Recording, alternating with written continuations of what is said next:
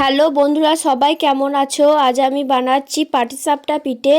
ভিডিওটি স্কিপ না করে পুরোটা দেখা যাক। চলো। আগে থেকে নারকেলটা কুড়ে রেখেছিলাম। এবার কড়াই বসিয়ে পরিমাণ মতো গুড় দিয়ে দেবো। গুড়টা গরম হলে নারকেল কুড়োগুলো দিয়ে ভালো করে একটু ভেজে নেব। একটা বড় বাটিতে চালের গুঁড়ো, ময়দা, সুজি, অল্প একটু লবণ দিয়ে ভালো করে মাখিয়ে নেব। 2 চামচের মতো গুড় দিয়ে দেবো। তারপর 5 মিনিটের মতো রেস্টে রেখে দেবো। এদিকে আমার নারকেল ভাজা হয়ে গেছে, এবার নামিয়ে নিয়েছি। এবার তাওয়া বসিয়ে তাওয়া গরম হলে তেল দিয়ে দেবো।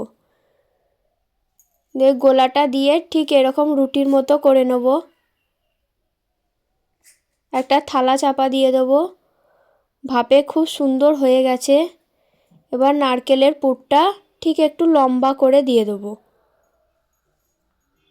এবার আস্তে আস্তে একটু ভাজ করে নেব। ঠিক এরকমভাবে ভাজ করে নেব। হয়ে গেছে, এবার নামিয়ে নেব। একই রকমভাবে সবগুলো করে নেব। সবগুলো করা হয়ে গেছে। খুব সুন্দরভাবে পিঠেগুলো হয়েছে, দেখতে পাচ্ছ। ভেঙে দেখায় খুব সুন্দর, পুরে একদম ভর্তি।